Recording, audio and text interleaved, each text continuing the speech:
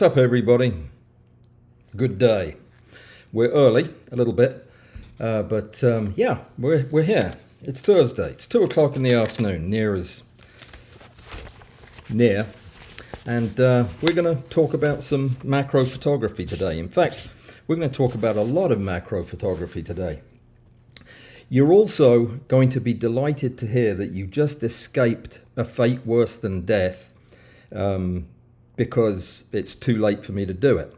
But though this was recommended to me ages ago, I didn't cotton on to the idea, but I've got to do something to improve the workflow of the live streams, because it's become, I know that I argued in favor of this last time, of being able to interact with each of you as you come in, and I do love that.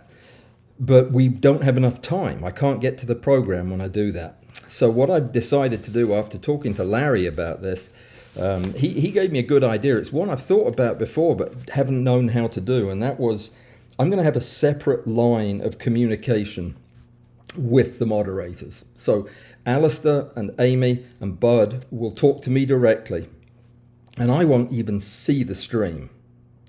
Yeah. It sounds a bit like doing a high wire act without a safety net, doesn't it? That's what it sounds like to me.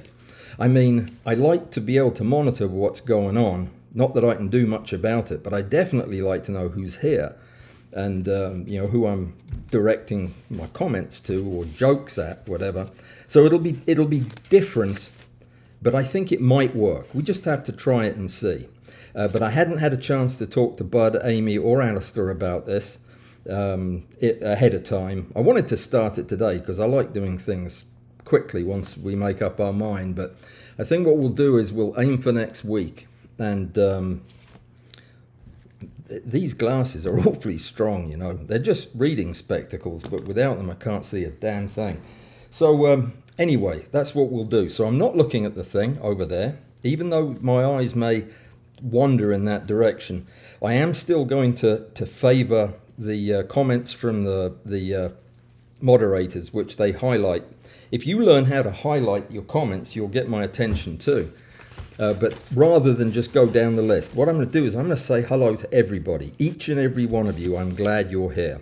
This is very important to me that you're here, because if you weren't here, there'd be virtually no reason for me to be here. You understand that? So thank you for coming. Just know that I would greet you personally if I had the time. Yeah, if you ask a question, I'll know it's from you because I'll get your name and then I'll be able to greet you then. But this will be a dry run today. I'll pretend not to read the comments. I'll just go by what Alistair tells me to do. Everybody okay with that? Hands up if you're not. Okay, all right, good. Don't forget, Presume on Saturday, 10 o'clock in the morning.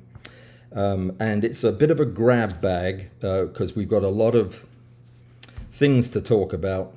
Some of the stuff we talk about at the Presume meetings are things that I wouldn't bring to this forum here because I know everybody over at Presume individually, and I know that we've got a tight group that we can talk about all kinds of things on, but also it's not being broadcast to the whole world, and they can talk back. Presume they can speak to me, so I know when I'm going out of bounds. So anyway, that's why we do that. This Saturday, 10 o'clock in the morning, is a Presume. If you want to be part of that, then you need to be part of Patreon, which means you need to go to Patreon and sign up. It's easy to do, and it means that you give a bit of money and I get paid. That's it, really. That's what happens. I was going to do something today, a little piece on the complexities and potential difficulties and problems that can arise from working in an environment like this that is completely viewer sponsored. As you can imagine, if you're a YouTube watcher who's never supported anybody, never made a donation or a super chat or anything like that, you just consumed it, this might not be particularly relevant. But almost all of the people, well, all of the people over on Patreon have supported a patron, me, namely. So they are experienced in this. And it raises all kinds of interesting and difficult questions. So difficult, in fact, that I think I would feel uncomfortable talking about it unless you could talk back to me. So we're going to save that till Saturday, after all, even though I said in the show notes that we might talk about that. I've got more than enough to talk about to get you through this winter than I'm going to have time to talk about. I have 20 examples of things that you can do during the winter to almost guarantee that by the time spring comes around and the bugs come back, you will be ready to be a better macro photographer. I can almost guarantee that doing any of these things. And I'm even going to tell you how to do them as opposed to just what to do. And almost all of these I've done. Now, not having, I mean, for me, a bleak, desperate winter is when, you know, we have a couple of days around Christmas when it gets down to 72 or something, and it's pretty miserably cold. You have to put on a shirt, and yeah, that's winter. I know for a lot of you, it's just kind of, it's like in Peoria, where they have serious winter, where it freezes in October, and melts again in August, and the rest of it's winter. So if you have a winter like that, one of the worst things that you can do for your macro photography is nothing. You know that saying, a rest is as good as a something or other? I can't remember. It encourages you to just stop doing what you're doing and have a rest, and you'll come back better for it. That's a load of... The truth of the matter is, when you're already good at something, when you already know something, then yes, it's a great idea to take breaks from it so you can go and know other stuff as well. That's good. When you're learning something, and that's one of the characteristics of macro photography, is we are all always learning something. This is a constant education. When you're learning something, you should never take breaks. I mean, you can go to the bathroom or have dinner, but you can't just put it down, because then you have to relearn it when you pick it back up again. Learning how to do something, and everything that I'm going to list for you today involves learning something new, is a continuous activity. So you can anticipate, if you follow any of these recommendations or ideas, you're going to have a busy winter. Your winter's probably going to be busier than your summer, because you're going to have an agenda that needs to be filled. But before we get to that, let me just... No, I can't do that. I can't say hi to anybody because I can't look over there. I'm going to look and see if there's a moderator comment that I need to pay attention to. Yeah, Alistair says he's got a question. Oh, no, he doesn't. He's telling you how to ask a question. And then later on, Crispy B says, hello, Alan. Have you any experience with cast lenses, with manually adjustable float element macro lenses like the famous macro Veyron? No, I don't. I have enough enough knowledge of them to give you misleading information, and that's about it. They always seemed a little bit too complicated for me, and I the one or two times I've tried them, I didn't have good results with them, and I haven't followed up on it. It's a great question, and definitely now one I'm going to add to the list of things that I am going to learn about and then come back and talk about. That is a very good question, and I'll talk to Rick about it. He'll know about it, and yeah, good one. Alistair then greets David Brown, so then that gives me permission to do the same, I think. Hey David, welcome. Right, I accidentally read Russ's comment, and I completely agree. We've reached the point where if it's all just inside jokes and chit chat, then we won't attract new people, and we need to have some good, solid content that's well thought out stuff. That's the stuff I want to talk about anyway. that we can mix in our greetings as we go, but it's got to be content first. It's always been content first with me, and it's got to be the best content I can give to you. To which end, I'm doing a couple of videos today, recording, because I didn't get to them yesterday, but they're both how to do stuff, how to use the how to use the Oregon lenses, the Laowa lenses. That's going to be an interesting video, because it's really an introduction to extremely high magnification photography. The stuff you're going to learn on that will matter for anybody who ever thinks about ever going above 3:1. This will be useful stuff, especially up in the 10:1 range. There's an announcement that I said I'd make today, and I almost skipped right over it, but I'm going to make the announcement because it's important. I made a mistake, an error of laziness, I guess you could say, when I was reviewing the rail for Novaflex, the Castell Micro. I was describing the 4 modes, and I was being very pompous about the first 2, the step mode and the picture mode, saying we really only needed the step mode because we still need to know the step length to do the picture mode. See, I did it again. I'll do it every time this subject comes up because I have strong feelings on it. But then I kind of discarded the continuous mode as something nobody would actually use. And Martin got in touch with me, Martin Grahl, the number 2 man over there at Novaflex, and said some words in German that I'll have to get Ingolf to transcribe for me. But I think they might have been sweary words, I don't know. And he was telling me that no, the continuous mode does serve a purpose. It's for people who have cameras that are equipped with the ability to shoot 120 frames a second. They need this functionality. So I said, fair enough. You'll remember in the video I said, I don't know what it's for, but obviously the people at Novaflex do, or they wouldn't have put it in there. And that's exactly right, and that's why.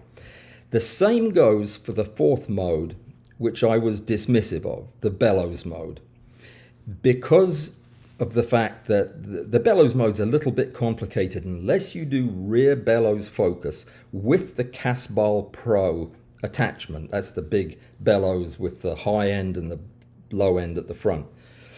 It's where you can do rear bellows focus.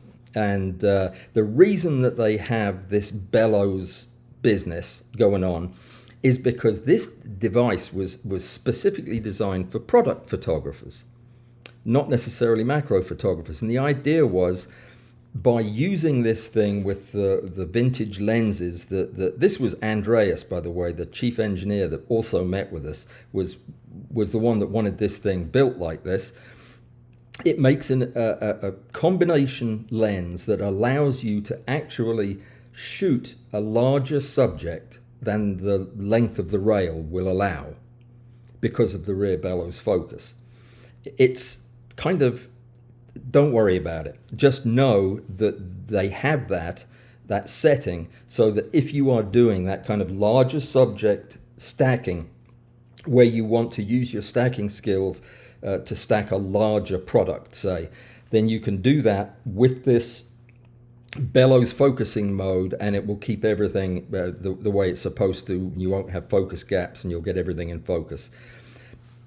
Honestly, I've never used the Casbal Pro, so I don't know exactly what it does, and I'll need to, one day I'll check that out, and then I'll come back with a much more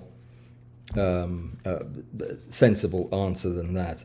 I did also fail to mention, because I didn't know about it, that the Novaflex makes a plate that goes underneath your camera if your camera's butt is dragging on the motor, like my 850 was. There is a little plate you can put in there that raises it up so that it passes right over the top of the motor. And it's called, the Platy. Yeah, I don't know how to pronounce it. It's Platte, Platy, or Plat, and it's the Plat M. Just so as you know, if you're interested in one, it's a Plat M, Plat-M, and that's if your butt drags on the motor. You can lift it up with that. Okay, so the bellows mode restricts the maximum travel distance of the sliding block to prevent lenses with rear lenses from retracting and coming in contact with the sensor, which would be a really bad thing. So I think that we're going to, once I have one of these to try out, we'll do it. We'll do rear bellows focus with this piece of equipment, and I'll know exactly what it does.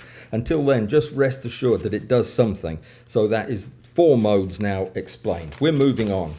Have I told you? I know I've told you. I'm going to tell you again, because every chapter that I read, I'm more impressed with this book. Mastering Fusion 360. If you're like me and just kind of struggling your way through it, this book is really, really good at giving you groups of tools and ideas all in a compact project that you can draw as you go. And it really is very, very good. Sugden and Manley. Manley Sugden. Mastering Fusion 360. Amazon is about $40, which is kind of steep, but if you are going to be facing a long winter or a short winter, and you don't want your macro to go all rusty over the holidays, you need to do something during the winter. And the uninspired things that have been suggested in the past by members of this team, which would be me, have been things like photographing junk around your house, which will keep you entertained for about 11 minutes. But then there's the rest of the winter to take care of. So I've had a long time to think about this now, as I've been giving these recommendations every year, usually in a video. But this year I want to do it differently. We're going to do it in the live stream, and I'm going to solicit your input. So if you don't hear me say something that you've thought of and you plan to do, or your approach to the whole thing is different, then let me know. I personally believe that taking a break from your macro photography while you're in the learning zone is a mistake. You can forget all about it and move on if you don't do something to keep it going. And the idea of having a block of months in the year when you're not doing your thing just seems like wasted time to me. I mean, you wouldn't imagine that a professional sports player wouldn't do their sport in the off season, do you? I mean, they do, don't they? The baseball people go down to Florida and play baseball all winter, I think. And then the golfing folks, I don't know what they do. Probably watch golf on television. But anyway, we don't need to quit, so we've got to keep doing something. Now, I'm going to give you all kinds of ideas, but those ideas, whether they're something that you can do, something that you can learn, something that you can teach, a goal that you can commit to, whatever it is that you're doing, it has certain characteristics or certain behaviors that go along with it that you will need to deploy to be successful. So pay attention to these as much as the examples. Pick a goal. Have a goal that by the end of the winter, by whatever the end of the winter is for you, by February the 28th, I will know how to print photographs from Lightroom or Photoshop onto photograph paper using my new printer, and I'll get it right 9 times out of 10.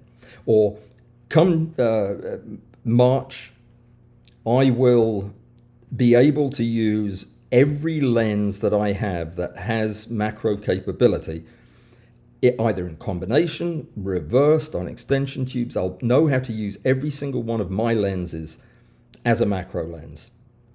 That's just right off the top of my head of things that would keep you busy. So you have to have a goal. It has to be reasonable, as in it has to be something that you can achieve. There's no point having a goal you can't achieve, but only just.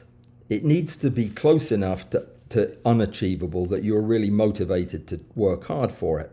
Another way to put it is aim high, just not too high. And you're probably better off not accomplishing a goal that was too high than quickly accomplishing a goal that was too low. You'll learn more from the latter.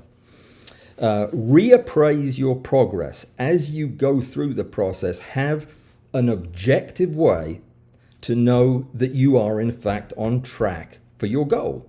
If you're not on track for your goal, that doesn't mean you need to scrap it. It means you need to adjust the goal. And that's easy to do if you're being proactive about this. Examples, when you periodically reevaluate yourself, you need to have an objective measure, a number kind of thing to look at to say, yes, I'm better. And the one that I thought of was if you decide you're going to teach close-up photography to retirees in a nursing home, which would be a noble thing to do, and one day a week you're doing that, you would need to say to yourself, right, by the end of November, I'm going to poll all of the nursing staff and people that work there and get feedback on whether or not the people are enjoying or learning from what I'm doing. And if 2% of them say they're enjoying it and learning from it, time for a reappraisal of your course. If you can get 80% of them to say that they're having a great time, you're bang on target.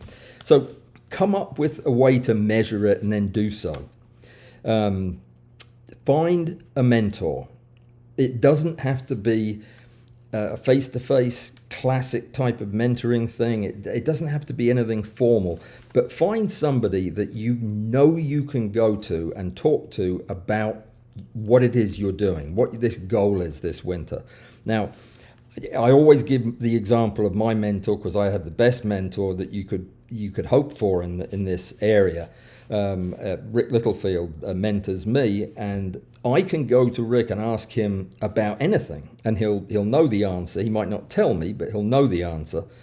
And it doesn't have to be focused on a particular issue I'm working on.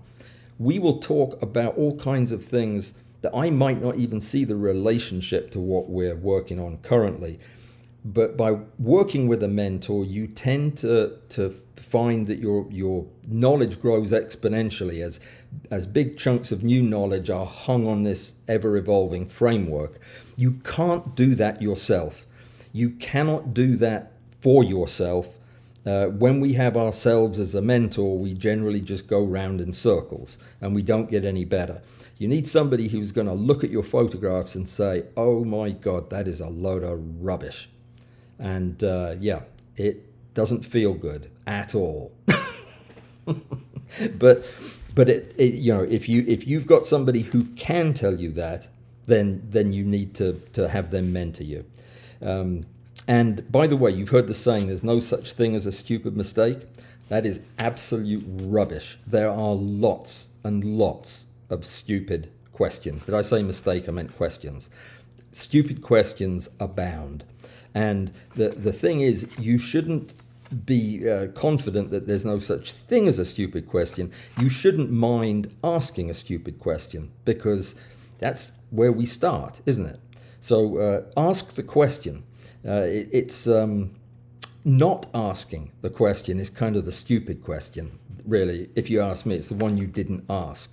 So get a sponsor, get a mentor, get a friend, get a teacher, somebody who can help you get to the end of this winter and learn something. And if they do, you'll never get another mentor. That will be your mentor. Okay, all right. Prepare. If you are going to do something that involves using equipment that you don't own, get the equipment in the summer. Don't wait till it snows to get the equipment, because anything that interrupts the flow of this process is going to slow you down and reduce the chances of success. So make a shopping list. You're going to be preparing by reading books too, or a book. Let's say, just for the sake of it, that you wanted to, your winter project is you're going to learn a CAD program so that you can use a new 3D printer that you're getting for Christmas. Say that's the deal. What you want to do is get a book like this in the summer so that you can start reading it early as the winter drags on, and really make sure that you learn this stuff. Now, a word about reading, and a word about reading in preparation to do a project. It is not going to give you knowledge that will allow you to do the thing that you're learning. Books don't do that. Books tell you where you need to go when the need arises for that information. That's why you read the book. You read the book to know that on chapter 3 there's a bit about how you make splines. Okay, that's good knowledge, so that when I know that I need a spline in a month's time, I'll know where to go to look it up quickly, and I will have read it, so I'll have an idea what they're talking about. That's what reading's about.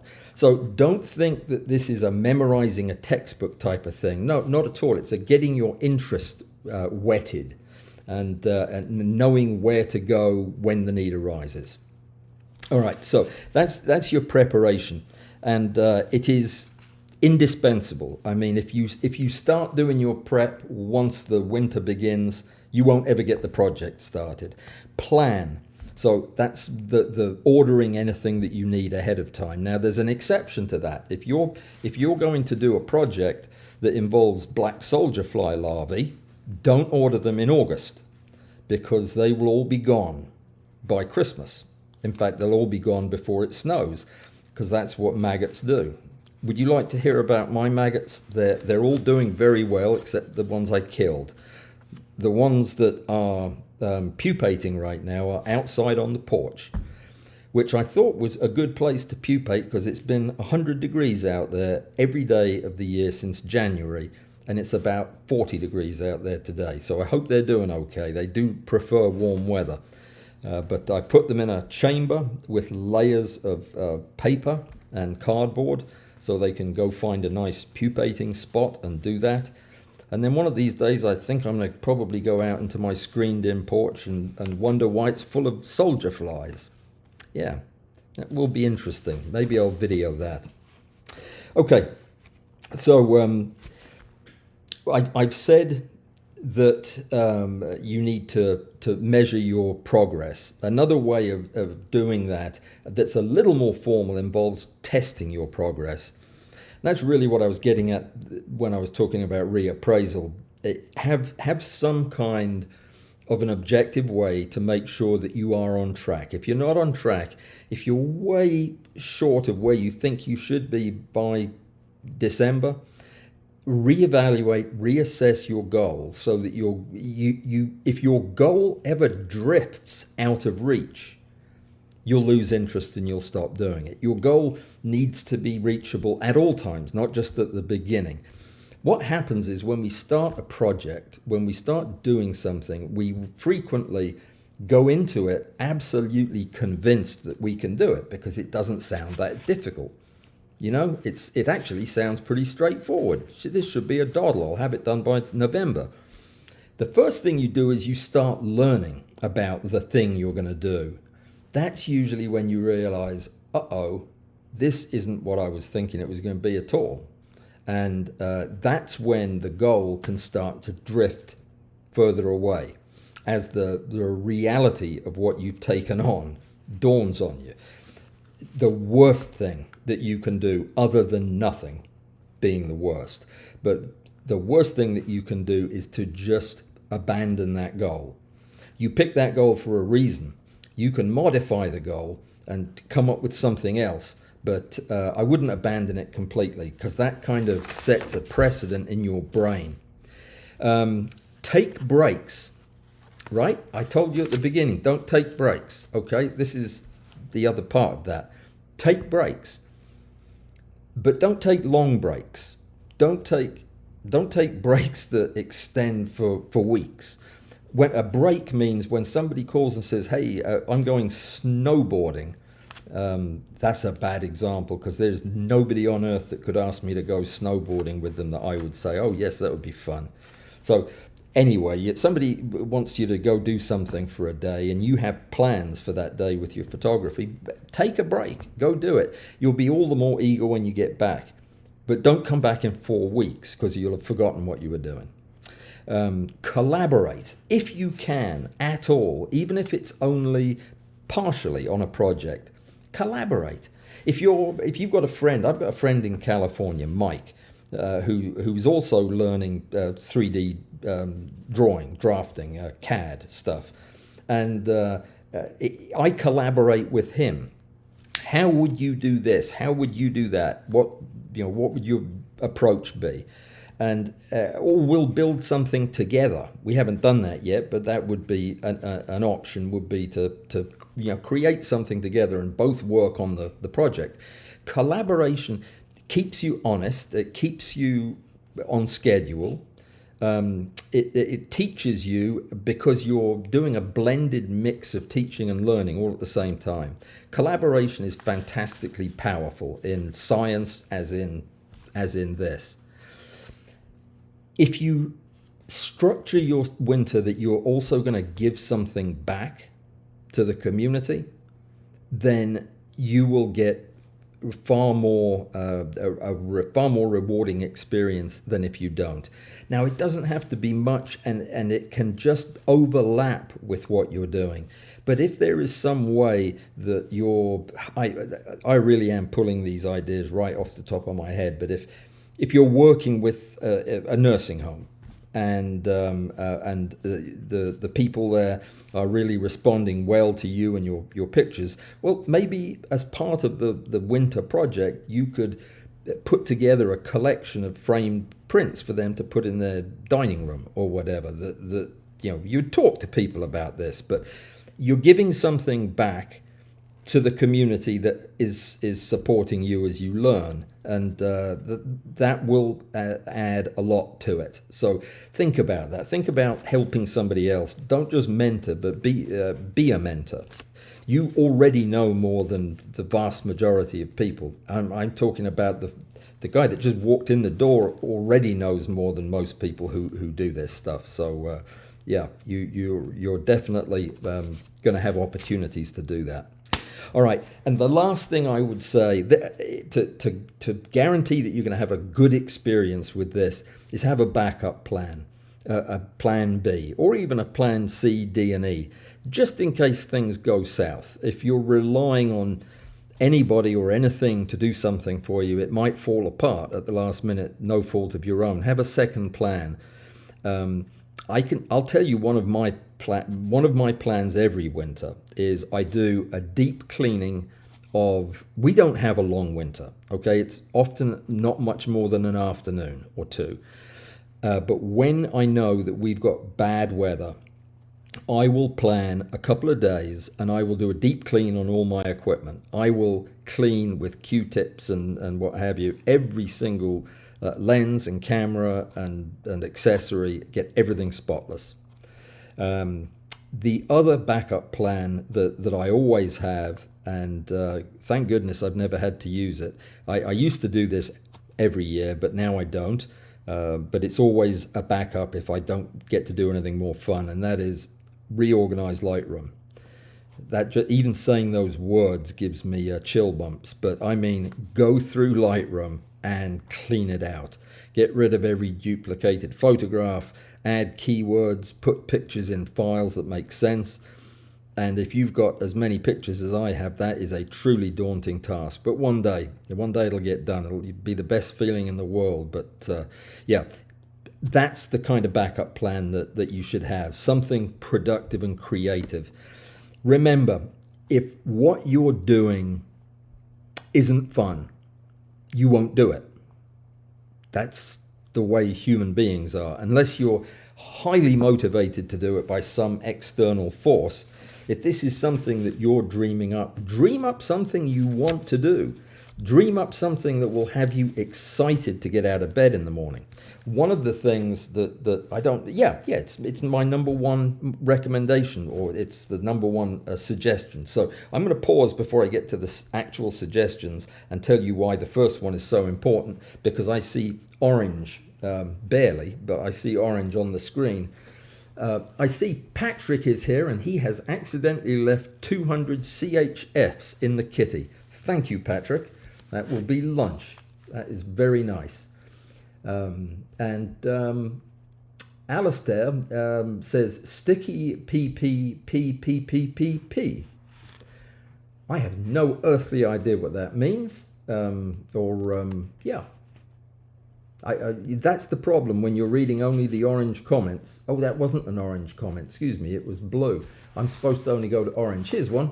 When considering winter, do not forget to also consider improving your Hoto, and Zerene helicon skills. Oh, that's Photoshop without any P's in it. Hoto.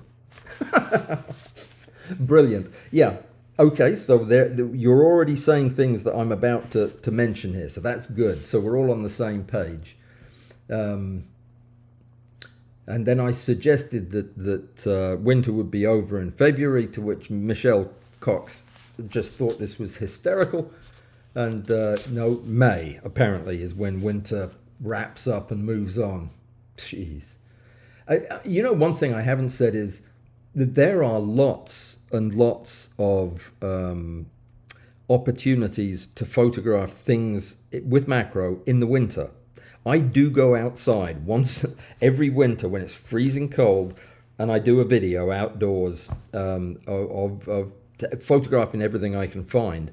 And it's often one of my favorite outings of the year. So you can do that. I'm just assuming for a minute that we've just got the perfect storm and nobody's going out for any reason. Then these are the things I'm going to recommend. A question from Marilyn. The Nisi close-up lenses, will they help my macro photography using my macro lens, a Nikon 105? No, not really. Not really. They don't work great with macro lenses. The Nisi close-up lenses are really designed for shorter lenses than that. They work with short primes. The smaller one does, 58, I believe. The 77 works with longer lenses, like 200 millimeters. A 70 to 200 is perfect. They give you, having the diopter on the front will allow you to get much closer with that 200 millimeters, and you'll get a much cleaner image than you will trying to use a macro lens where the entrance pupil is all the way buried down inside the lens. It just doesn't work as well with them. So Marilyn, I would definitely say that using a diopter with a normal lens is best. Let me put it this way: if you already have a Nikon 105, you don't really need the diopters. They would be a bridge to getting that lens.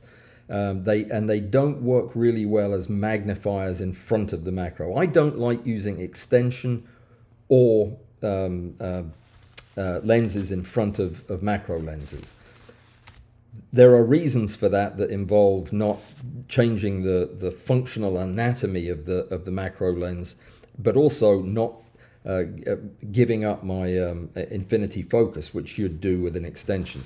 So generally speaking, I tell folks that, in my opinion, if you've spent the money on a good macro lens, use it the way it's designed. Use it by itself on the camera and get very, very good at 1:1. When you're ready to move on to higher magnification, there are better ways of getting there than by messing with your beautiful 105. That's always going to be a 1:1 macro lens, or a 105 millimeter portrait lens, whatever you want it for. I mean, it can do it all. It's a beautiful, beautiful lens, but it just doesn't need a $61 piece of glass in front of it to bring out the best that it has. Okay, hope that helps. Okay, a suggestion was sent to me by Harold, yeah, on Discord. Harold, I haven't been on Discord in quite a while, just for lack of time. It was one of the things I had to set aside. It was a suggestion for the live stream. If you could repeat it here, if it's not too rude, or tell one of the moderators and they'll get the message to me today.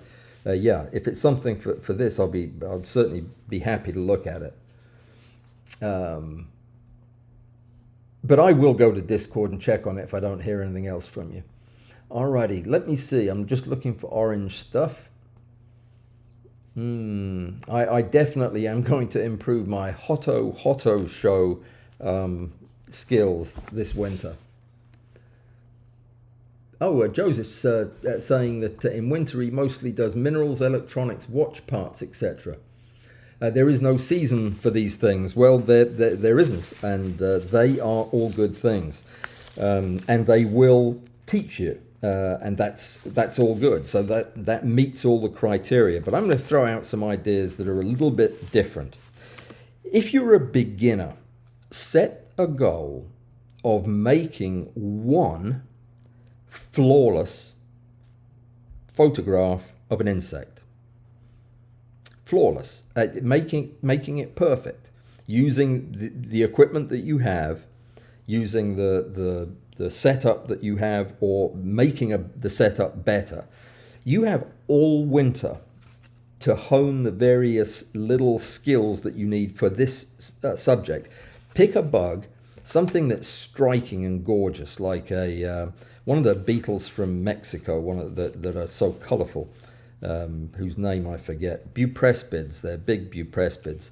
Anyway, get 6 of them, because you're going to destroy some of them, not on purpose, but learn how to clean them, learn how to dry them, learn how to pin them and pose them and light them and photograph them, and keep doing those steps over and over again until you get a photograph that just causes you to suck your breath in when you look at it, because it is perfect. You can do it if you've only taken a picture on the tabletop one time before. You can take a perfect insect picture if you're focusing on one subject and you're building on your experience as you go along. You'll learn so much doing that. And it doesn't have to be an insect. It could be anything that isn't going to change too much if it takes you several weeks to do it. But I love that. That's what I did. My first down period, when I couldn't be out taking pictures after I came back to macro photography, I spent a couple of months in the winter time trying to take the best picture of a beetle that I possibly could. Now, it's not nearly as good, I like to think, as a beetle picture I would take today, but back then it was way better than anything I'd shot before.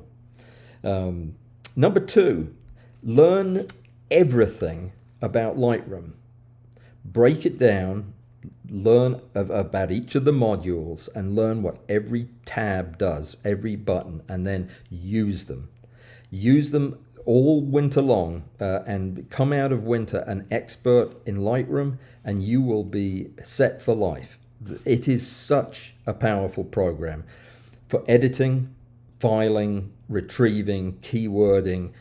It's just a superb program, and I would say that maybe 1%, if that, of photographers use more than half of what its capabilities are. Learning it is not hard. The reason I picked Lightroom as an example is there's so many good free sources of knowledge out there that Adobe puts out. I have an 11 video series on using Lightroom. Learning Lightroom will be the best thing you ever did for your photography. Number 3, find a novel way to blend your macro photography with whatever other hobbies that you have. Some are going to be easier than others, certainly. I mean, if you're, let's say you collect gallbladders. You could photograph gallbladders in interesting ways. That would be novel and revolting. Or if coins were your thing, if say you were a bank robber, you wouldn't be robbing banks every day for your hobby. You'd just do that periodically, and in between time you could learn how to photograph coins. And so that's what I'm talking about. Come up with some interesting way.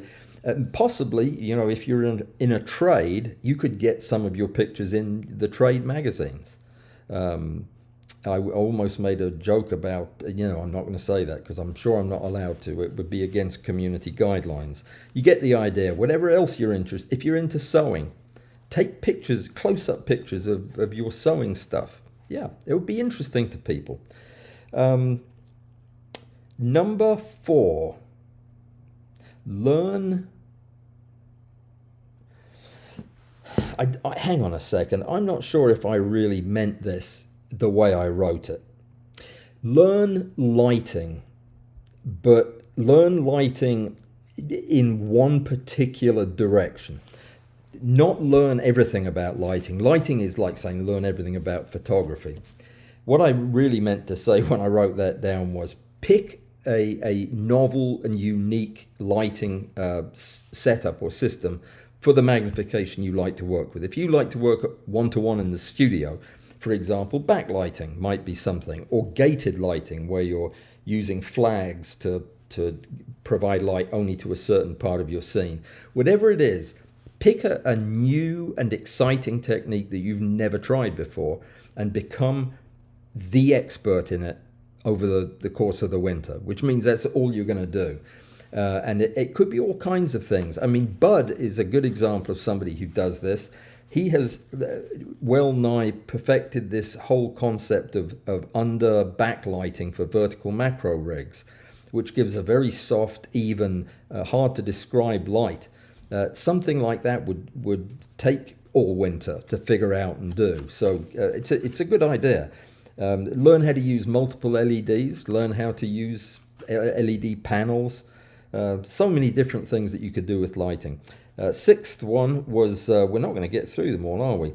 And I can't even read that. So there you go. That's interesting. Whatever it is, it's obviously not a priority.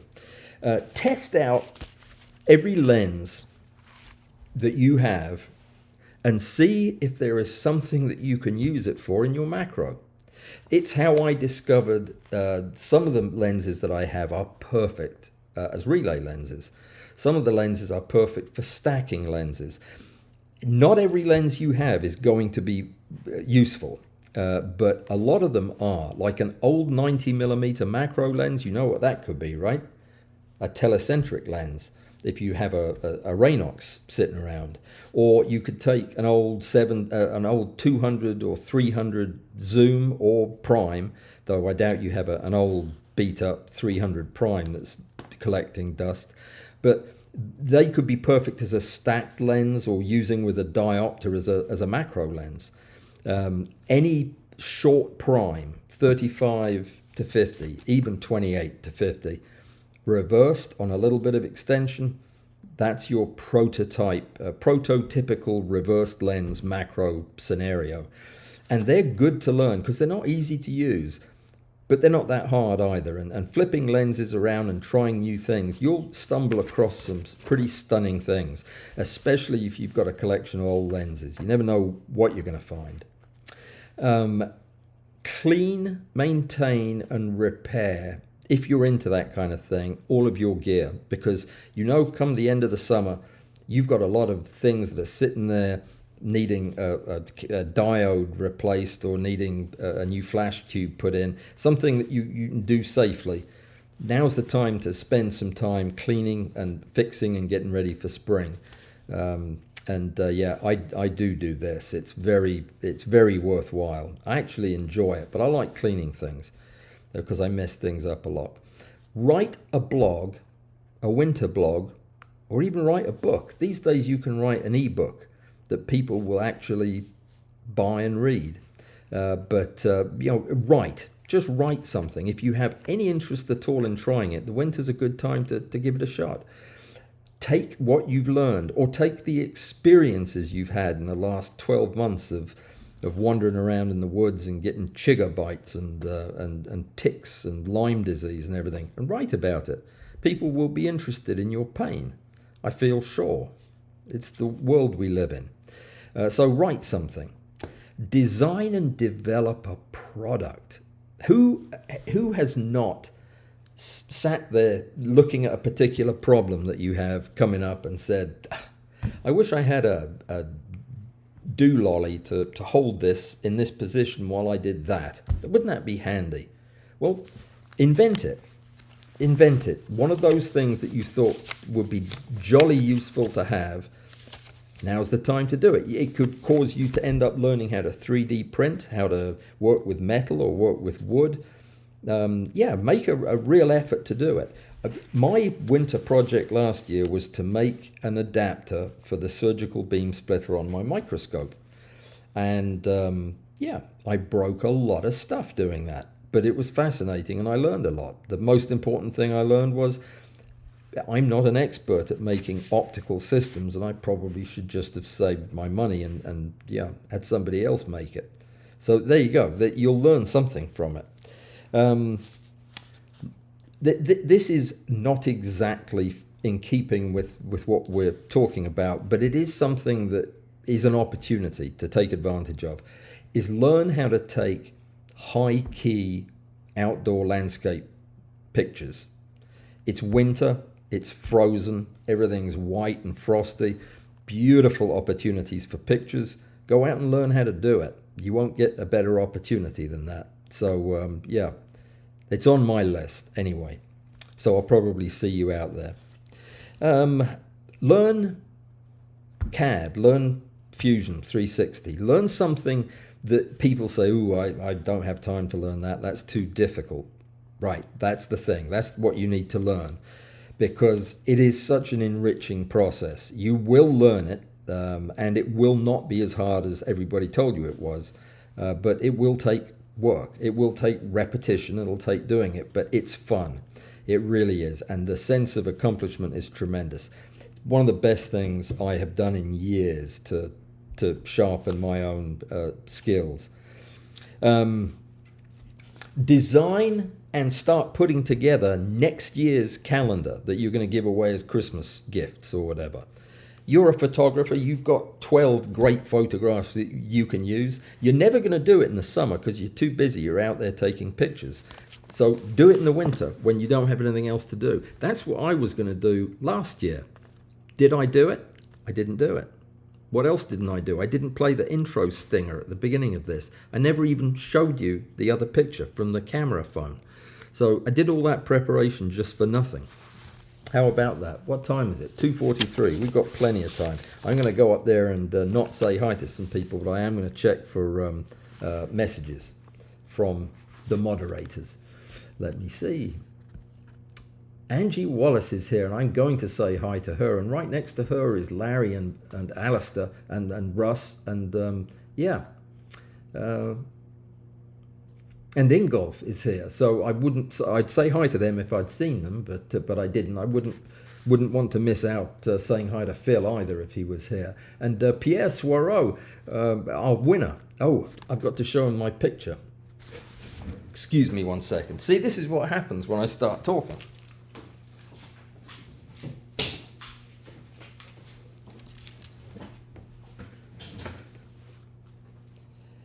This is Pierre's image, and it won the competition last month, and he has licensed it to me to hang on my wall, and it hangs on the wall by my desk, and I absolutely love it. Isn't that nice?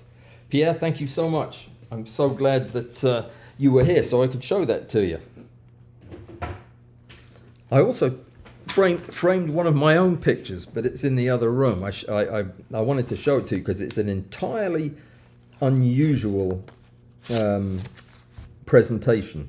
It's a tiger beetle, but it's I can't really describe it. I'd have to show it to you. Do you want me to go get it? You really do? Let me finish up this list, and then if there's a minute left at the end, I will. Hang on, I see some orange writing. It was how saying it was about the macro photographer from Sweden. Oh, are you talking about Michael Waddell? Yeah, I've already had him on the program. I interviewed him.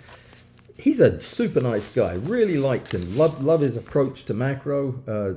Very different from my own, but yeah. And it looks like Alistair's given him the link, which is there in the chat if you guys haven't seen it. If that's who you're talking about. If it's not, if it's somebody else, oh, you're talking about John Hallman, who's down in, I thought he was down in the Caribbean. I will look it up. I'll look up what you said, and I'll look at the links, and I will reach out to the gentleman. Fantastic. Does he speak English? Because my Norwegian is Swedish, I mean, is a bit rusty. I don't know a single word of it, is what I really mean. Okay, I'll work on it.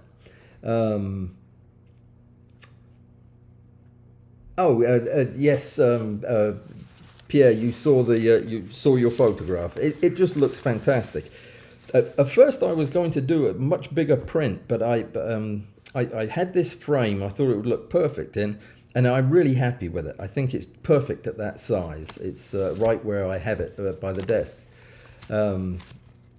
Pierre has 120,000 photos in 2,000 folders. Yep, and it will take you a lot more, but it could be your project for the next 10 winters. And yeah, that is another thing about a lot of these projects. It's not about the finish line. It's about what you're learning along the way. You're going to become incrementally better at whatever it is you're doing if you do it with purpose. And that's all I'm saying. This is a formal way to have purpose to your activities. You could do the self-same thing. You could do exactly the same image editing as you would if you were putting together a calendar and not have a calendar at the end of it. And you would be robbing yourself of another experience that could be layered on top of it. That's what I'm saying. All right. This is fascinating because I absolutely can't read my writing here for the last 8. Run a photo competition. It's the best. It's a lot of fun. You've got to have a way to do it, but yeah, that's something. I know people have done that. Run a photo swap like the photo swap we are doing right now that I forgot to talk to Steve about, but I'm meeting with him Saturday, so I'll talk to him then. That's going on right now. That's a photo swap where we swap photographs. It's all in the name. Join a camera club and be active. Actually get involved with it. I don't know what your local camera club does in the winter. I really have no idea. Probably something to do with cameras, but yeah, join them and do something social around it. I can't think of anything worse than that myself. Yeah, that I'm a little bit of a soloist, I think, when it comes to that type of thing. So that would be a good thing for me to get out of my comfort zone with. Raise maggots. This is a year-long hobby, of course, and most of us who do this are crazy about it year-long. But yeah, raise some maggots and think of the good you'll be doing by keeping them in out of the cold. Because otherwise they just have to live in Rick's compost heap all winter, which just really sounds pretty bad, if you ask me. So anyway, go up one level on magnification, wherever you are today. If you are 3:1 with an enlarger lens, never going any higher than that, it's too difficult. It's time for you to go to 5:1. If you're at 5, go to 10. If you're at 20, get better at 20 maybe would be a better goal than jumping to 50, because that will take more than a winter. But yeah, go up a level. Learn vertical or horizontal macro. Whichever you're doing now, learn the other one. Learn how to set it up, learn what the pros and cons are, figure out what you can and cannot shoot vertically and horizontally, and just build your experience, build your ability to answer questions about it. And yeah, become more of an expert in that area. Again, great example of that. Talk to Bud. Ask him. He went from being absolutely 100% horizontal to absolutely 100% vertical. And in both instances, he had one of the most comprehensive and well put together setups for each. He's somebody that could probably help you understand why it's useful to do that and give you some pointers along the way. He's also the guy that's in charge of the new cage project, which is My Rig, it's called. And that's over on my app, the Walls app, where you can message me if you want. And the volunteers who will be helping me screen those calls are actually meeting on Saturday for a little tete-a-tete. All of us, we're getting together to chitter-chat at 12 noon. So if you're one of them, I'll see you then. Did anybody follow that? Probably not. Okay. Build the perfect macro station. That's a winter project. You've got the room, you've got some old lumber, you know how to hammer and screw, and you've got some tubes and pipes that you can use. Build a rig of your own, make it your own, and come up, take all the good bits from everybody else's rig and build yours. What a great project. I did mine over winter and then had to do it again in the summer to film it, but yeah, it's a great winter project. And 19, learn how to frame pictures. You would think, well, that's just ridiculous. You just buy a frame and you open the back up, drop the picture in, and Bob's your uncle, you're done. Not at all. It is quite the art, and matting and learning about colors. And when I make a picture, the frames are all repurposed. I don't use new frames. I buy old frames and I refinish them, and I paint them or sand them and varnish them. And then the glass is new glass that I put in, but that's the only new thing. All of the matting is cut by hand, to complement the photograph as much as possible. Even the back I do very nicely with wire and crimping stuff. I just love it. Even got bumpers on the bottom. So this is what a picture looks like when it's framed by somebody who loves what they're doing and loves the picture.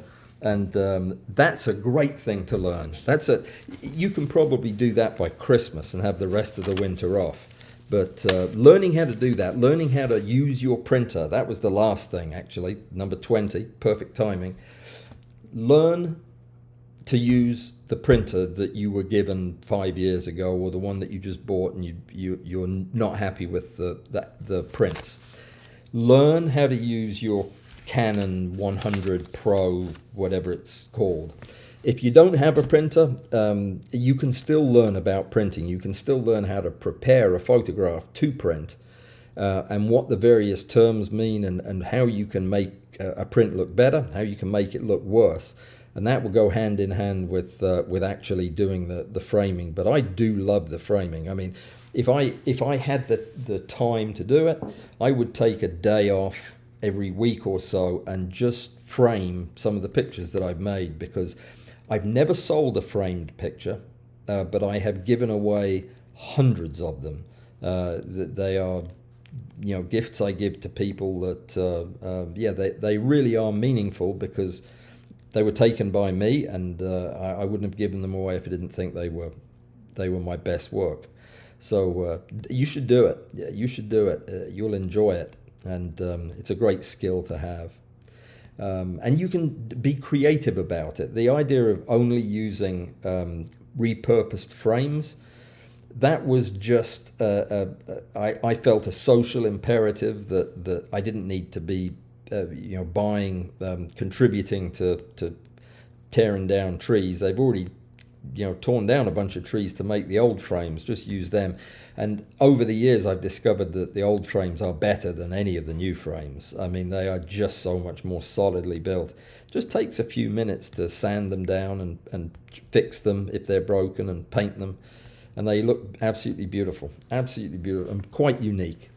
I am going to stop talking because I'm out of time really, so I have to, but I want to see what people are saying. I will definitely follow up on what Harold said about following up with John Hallman. Thank you for that. I will do so this weekend, and that'll be good. Well, Joseph would need a scanning electron microscope to go up on his. Well, obviously, the recommendation to go up on your magnification assumes that you haven't finished that journey already. If you've already finished the magnification thing and you don't need to go any higher, that would be a waste of your winter. Yeah, I think you probably knew that. Michelle's been in the same camera club for 21 years. Okay, then for you, the best thing would be to quit it this winter. And see if that doesn't help your winter go by faster. What are you photographing at 37.5? Okie doke. Oh, that's Phil asking Joseph. There you go. Hey, Vivian. And well, I'm glad you made it here. Anyway, I've been talking the whole time, so you didn't really miss anything. But there you go. Somebody built their own scanning electron microscope on YouTube. I'm sure that's illegal, but yeah, I'd love to learn how to do that. You know what, Phil, actually, Phil is one of the people that I really, really trust. He's a sensible person. I don't know many of them, but he's one of them. And he said he really likes this new format. He thinks it's working. I happen to think it's working too, which means I'm just going to have to come up with another way to say hi to everybody. But I would rather get to the end of the hour knowing that I've given you something that you can use, rather than just said hi to you. You know I'm going to say hi to you anyway if I can. So good, I'll take that. And it was helpful to Marilyn too. Excellent, fantastic. And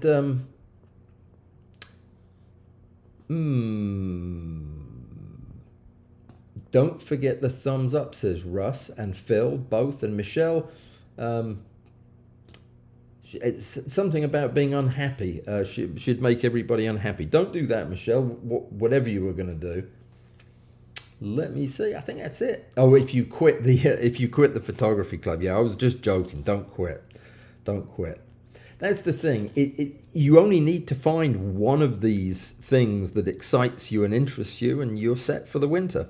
It really is a great opportunity to stop the merry-go-round. And you've got the rhythm where you go out every Thursday evening, you take macro pictures that you process all week. That's great, but now you've got a break. Do something different, learn something new, and be ready to teach it to somebody else. Alistair, thank you very much, and I really do appreciate the feedback. If I missed your comment, I'm sorry. I really am. And remember that if you have something you want to talk about, or if you have a question that you want answered during a live stream, the best way to get that taken care of is to go to the walls-app.com site on your phone and just type in the question. It will come to me and I will answer it. And if it's not a question, if it's a suggestion on what we could do here, or a topic that you want to hear discussed, I'll get to it. Probably right away, because otherwise I'm thinking them up myself. So the Walls app is a great place to direct the traffic for what goes on here and on Tuesday. Thank you to everybody who came. I've got some work to do this afternoon, so I'm going to actually pull the plug at 3 o'clock so I can get on with it. Got videos to make, and I will see you guys on Saturday if you're Patreon, Saturday lunchtime if you're a volunteer, Tuesday if you're just a macro photographer who wants to have fun, Tuesday at 10 o'clock, no, 8 o'clock at night, macro talk. I'll see you guys then. Until then, take care, stay safe and be well. Thanks for coming.